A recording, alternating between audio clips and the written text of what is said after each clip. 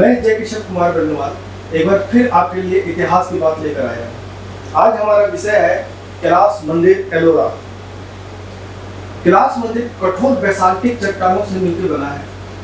ये महाराष्ट्र के औरंगाबाद जिले से 30 किलोमीटर उत्तर पश्चिम एलोरा की गुफाओं में स्थित है। एलोरा में टोटल 34 गुफाएं हैं, जिसमें से गुफा नंबर 16 जो विशेषकर कैलाश मंदिर को समर्पित है।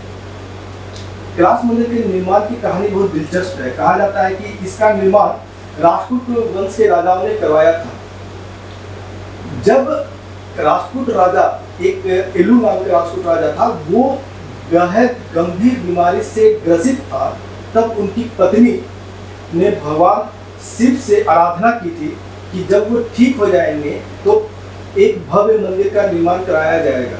और वो जब तक उस मंदिर का शिखर को नहीं देख सकते, शिखर का मतलब होता है ऊपर का पोर्शन, जो मंदिर के सबसे टॉप वाला पोर्शन होता है, तो जब तक वो मंदिर का टॉप नहीं देख लेती है तब तक वो अन्य ग्रहण नहीं करेगी। राजा ठीक हो गए। उसके बाद राजा ने अपनी पत्नी की कल्पना को पूर्ण करने के लिए राज्य के सभी आर्किटेक्ट को, यहाँ तक कि विदेशों से भी लोगों को बुलाए और उनकी ये कल्पना को सामने रखा। सभी लोगों ने यही मत दिया, एक मत के साथ, कि मंदिर का निर्माण बनने तक, जब शिखर जब तक बनेगा तब तक महीने लग सकते हैं, हो सकता है कि इसमें सालों लग जाए। तब तक रानी कैसे अन्न ग्रहण नहीं करेगी। अब राजा बहुत परेशान हो गया। अब उसको समझ में नहीं आ रहा था कि रानी की इस मनोकामना को कैसे पूर्ण किया जाए। तभी महाराष्ट्र के पैथन से एक आर्किटेक्ट राजा के पास आया, जिसका नाम था कापोसा। उसने राजा को विश्वास दिलाया कि रानी न सिर्फ शिखर कुछ हफ्तों में ही देख लेगी, बल्कि मंदिर भी बहुत भव्य बनेगा। यहीं से शुरू होता है कैलाश मंदिर के निर्माण की कहानी, जो विश्व में सबसे अनोखी। ये अनोखी इसलिए है क्योंकि ये मंदिर एक ही चट्टान को काटकर, एक सिंगल चट्टान को काट कर बनाई गई है। विश्व में जितनी भी इमारतें अभी तक बनी हैं या बन रही हैं, ये इमारतों का निर्माण नीचे से ऊपर की ओर हुआ है। जैसे फर्स्ट फ्लोर बनता है, सेकंड फ्लोर बनता है, थर्ड फ्लोर बनता है, तो नीचे से लेकर ऊपर हुआ है और उनमें पत्थरों को जोड़ा जाता है या चट्टानों को जोड़ कर इमारतें बनाई जाती है हॉरिजॉन्टल वे।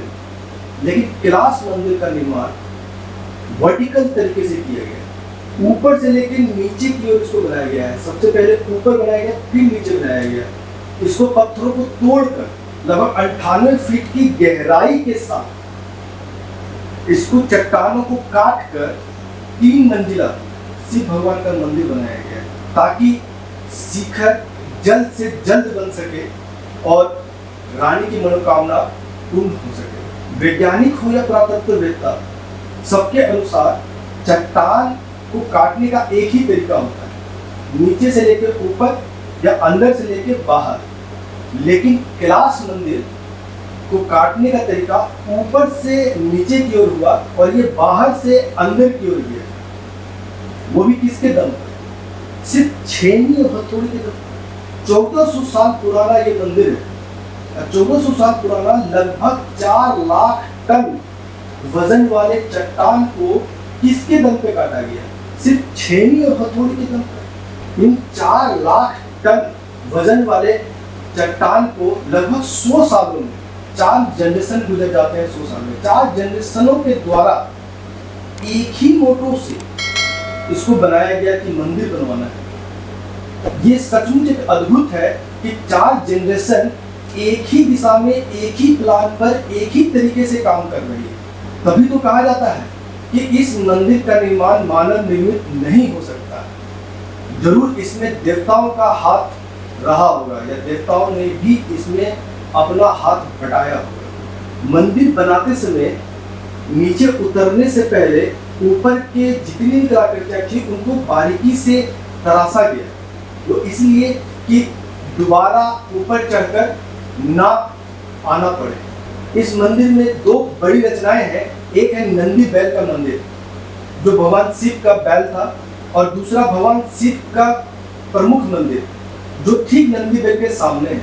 एक पुल बना हुआ है। उस पुल में नंदी बेल का चबूतरा शिव भगवान के मंदिर से जुड़ा हुआ है। इस मंदिर के अंदर कई कमरे बने हुए हैं। वो कमरे में धार्मिक क्रियाकलाप होते थे, वहाँ पूजा पाठ होता था और लोग रहते भी थे, तथा एक उन्नत किस्म का शिवलिंग बना गया है और एक उत्कृष्ट अलंकृत प्रतिमाएं बनी गई है। और वहाँ पे आपको 150 से ज़्यादा हाथियों को तराशा गया है। अगर आप उनके परिसर में घूमते हैं तो देखते हैं कि रामायण, महाभारत और अन्य दंत कथाएं जो हिंदुओं में पाई जाती है वो इसमें उल्लेखित थे, उसके पैनल्स बनाए गए हैं। इस मंदिर का जो सबसे अलौकिक शिल्प है वो है रावण के द्वारा कैलाश पर्वत को उठाने की कोशिश करना। जैसा कि आप देख सकते हैं कि रावण कैलाश पर्वत को हिला रहा है। कैलाश पर्वत भगवान शिव का निवास स्थान है और यही कारण है कि इस मंदिर का नाम कैलाश मंदिर पड़ा। और इस मंदिर की मजबूती का अंदाजा आप इस बात से लगा सकते हैं कि औरंगजेब लगभग 9 मंदिर के बनने के लगभग 900 साल के बाद औरंगजेब ने 7000 सैनिक भेजे थे लाश लश्कर के साथ इस मंदिर को ध्वस्त करने के लिए। 3 साल तक वो लगातार इस मंदिर में तोड़ फोड़ करते रहे, लेकिन फिर भी मंदिर का एक छोटा सा हिस्सा ही बर्बाद हुआ था मुगल शासनकाल के दौरान।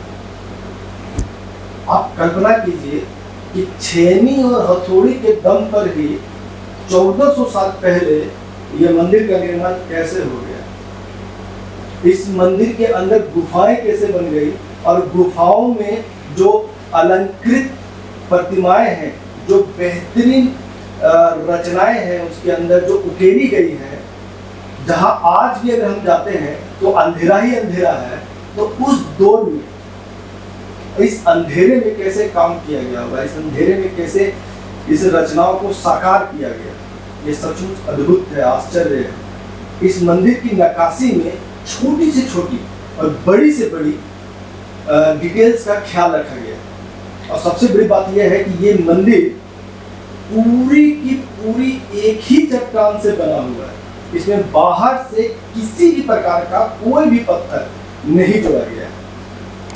तभी तो कहा जा सकता है और कहते भी हैं लोग कि धरती पर इंसानों के द्वारा अगर आश्चर्यजनक इमारतें बनाई गई हैं एक सीमित साधन के आधार पर, तो उसमें से सबसे उत्कृष्ट जो रचना है वो रचना है कैलाश मंदिर, एलोरा।